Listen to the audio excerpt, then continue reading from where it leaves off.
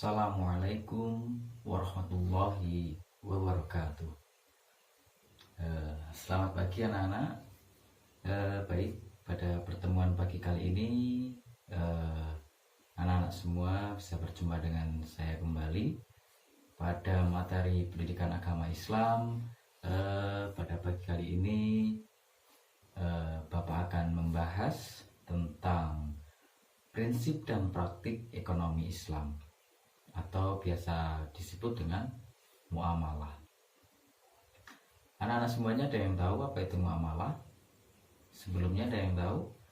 Belum ada yang tahu ya. Jadi nanti sebelum kita masuk dalam pembelajaran lebih dalam terkait muamalah, sebaiknya teman-teman semuanya nanti bisa membaca buku terlebih dahulu ataupun bisa membaca sumber-sumber yang lain terkait muamalah.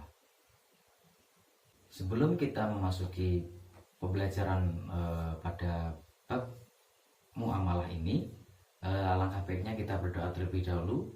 Berdoa dimulai.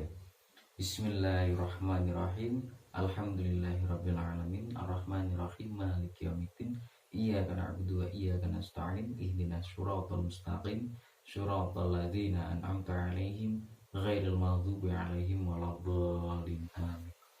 Berdoa selesai, alhamdulillahirabbil alamin. Langsung saja anak-anakku semuanya, kita akan memasuki materi yang pertama. Karena kita akan membahas tentang muamalah. Nah, nanti apa saja yang kita pelajari dari pembelajaran bab muamalah ini? Yang pertama, kita bisa mempelajari pengertian muamalah. Kemudian kita bisa mempelajari macam-macam muamalah, dan kita akan mempelajari yang lainnya tentunya. Langsung saja kita masuk dalam pembelajaran pengertian muamalah. Ada yang mau membacakan sebelumnya, anak-anak yang mau membacakan dari buku paket? Oke, baik anak-anakku semuanya, kita akan memasuki materi yang pertama adalah pengertian muamalah. Jadi pengertian muamalah ini diambil dari dua sudut pandang yang berbeda. Yang pertama, dari sudut pandang Kamus Besar Bahasa Indonesia, atau bisa disingkat dengan KBBI. Menurut Kamus Besar Bahasa Indonesia, muamalah adalah segala urusan kemasyarakatan, baik itu pergaulan, perdata, atau yang lainnya, yang dilakukan oleh di setiap masyarakat tersebut. Itu menurut KBBI. Kemudian yang kedua, dari sudut pandang yang kedua, itu menurut fikih. Jadi menurut fikih, muamalah adalah kegiatan tukar-menukar barang ataupun kegiatan tukar-menukar sesuatu yang bermanfaat, dan hal tersebut bisa terjadi antara lain adalah jual beli, sewa menyewa, hutang pihutang, pinjam meminjam, ataupun yang sebagainya.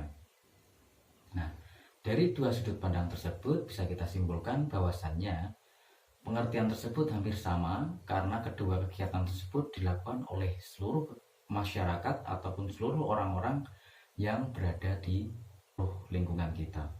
Karena kita biasa menjumpai hal-hal tersebut, maka hal-hal muamalah ini sudah tidak asing bagi kita, bahwasanya dalam kehidupan kita sehari-hari muamalah itu pasti terjadi ataupun pasti kita temui.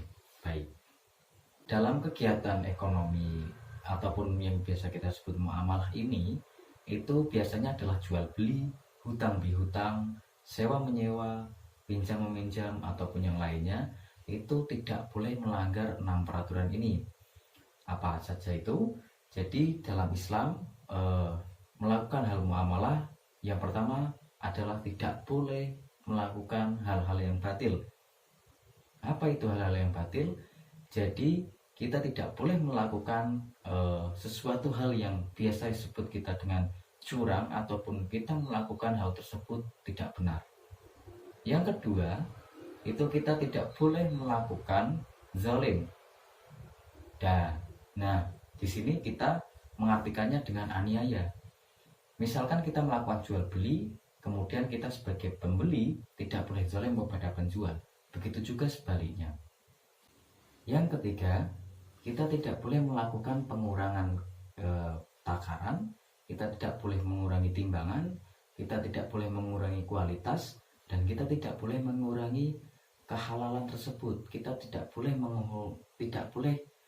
menghilangkan kehalalan barang tersebut dalam hal jual beli. Kemudian yang keempat, kita tidak boleh melakukan riba. Apa itu riba? Nah, nanti kita akan cari tahu lebih dalam apa itu riba di bab selanjutnya ataupun di subbab selanjutnya. Kemudian yang kelima, kita tidak boleh melakukan spekulasi ataupun kita tidak boleh melakukan judi. Nah, dalam hal jual beli kita sudah tahu bahwa judi itu tidak boleh dilakukan dalam Islam. Yang keenam, kita tidak boleh melakukan jual beli barang haram. Jelas, tentu Islam melarangnya, bahkan kita tidak boleh melakukan sesuatu yang haram. Karena itu contohnya kita melakukan jual beli air minuman keras, khamr. Nah, sampai di sini apakah teman-teman semuanya paham tentang pengertian luar dari muamalah? Apakah ada pertanyaan? Nah, nanti mungkin pertanyaan bisa anak-anak tanyakan di akhir pertemuan ini. Baik anak-anak, kita akan lanjut pada poin B, yaitu tentang macam-macam muamalah. Jadi macam-macam muamalah yang pertama adalah jual beli. Nah, apa itu jual beli? Jadi jual beli menurut syariat agama itu adalah kegiatan tukar menukar benda dan memiliki benda tersebut selamanya. Kalian sudah tahu dong, pastinya kalian sudah tahu ya, bahwa jual beli itu ada si penjual dan ada si pembeli.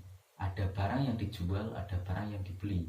Ada juga harga yang ditawarkan oleh si penjual kepada si pembeli.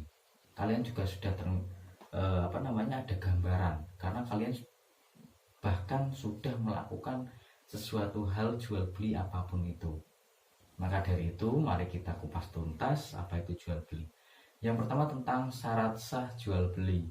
Yang pertama adalah penjual dan si pembeli. Itu syarat sahnya adalah mereka harus baligh, berakal sehat, dan memiliki keinginan untuk menjual barang tersebut ataupun atas kehendak sendiri. Kemudian yang kedua adalah ada uang dan ada barangnya. Ketika kita menjual, ada penjual dan pembeli, itu harus ada uang dan harus ada benda yang harus dijualkan.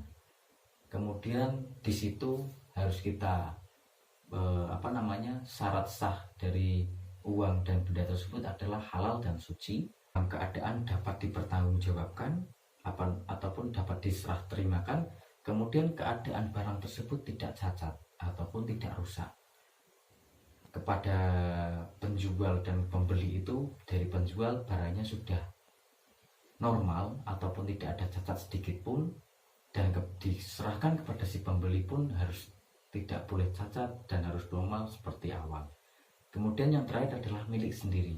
Ketika penjual ingin menjual barang tersebut harus milik sendiri, karena ke absah ataupun ke salah satu syarat sahnya itu harus seperti itu. Kemudian yang ketiga adalah ijab qabul. Jadi ijab qabul itu dilakukan antara si penjual dan si pembeli. Si penjual mengatakan bahwasanya saya menjualkan barang ini sebesar harga segini. Kemudian si pembeli akan menerima, saya terima barang ini dan saya bayarkan dengan uang segini. Seperti itu. Itu adalah ijab qabul yang terjadi dalam hal jual beli. Kemudian dalam hal jual beli itu ada yang namanya khiyar. Khiyar itu adalah proses pengembalian dari pembeli kepada penjual.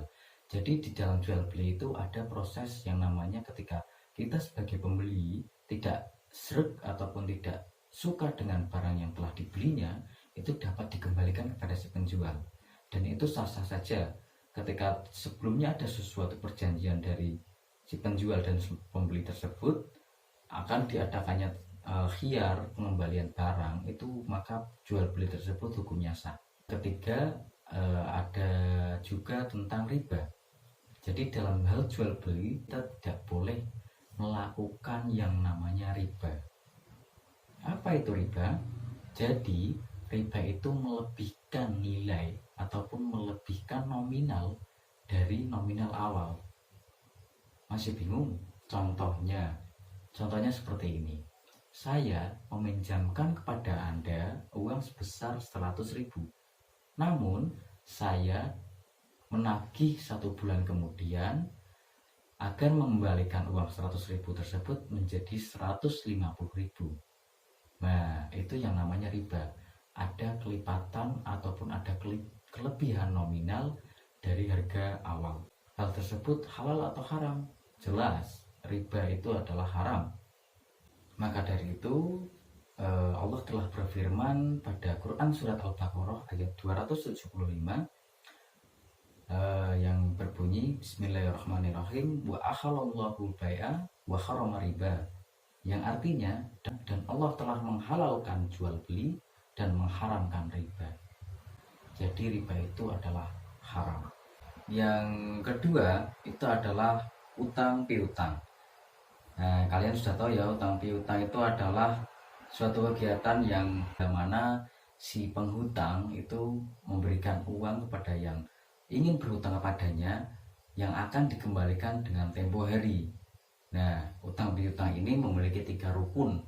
Rukun utang piutang itu adalah yang pertama ada yang memberi hutang dan ada yang dihutangi.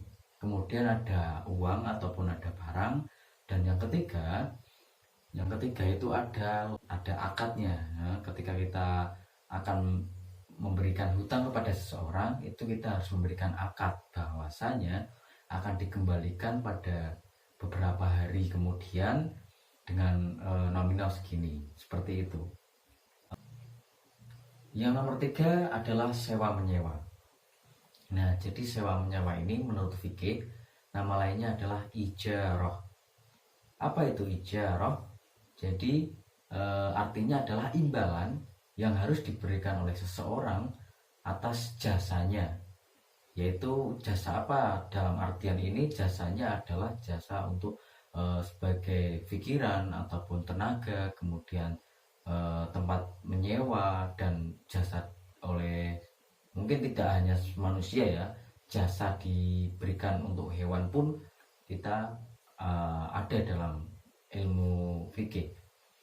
Oke, kemudian syarat dan rukun sewa menyewa itu ada 5. Yang pertama adalah yang menyewakan dan yang menyewa. Kemudian yang kedua, sewa menyewa dilakukan atas kemauan sendiri. Kemudian yang ketiga, barang yang disewa memiliki hak sepenuhnya kepada yang menyewakan. Kemudian barang itu dipastikan dengan sifat-sifatnya, apakah itu sesuai dengan kriteria si penyewa. Kemudian yang kelima itu adalah manfaat yang bisa diambil dari kegiatan tersebut, yaitu sewa menyewa. Oke, baik anak-anak semuanya, cukup sekian pembelajaran tentang muamalah. Sedikit tadi bahwasanya Bapak menjelaskan tentang sedikit pengertian kulit awal dari muamalah itu seperti itu tadi. Maka anak-anak semuanya nanti bisa dipelajari lebih dalam lagi di rumah ya.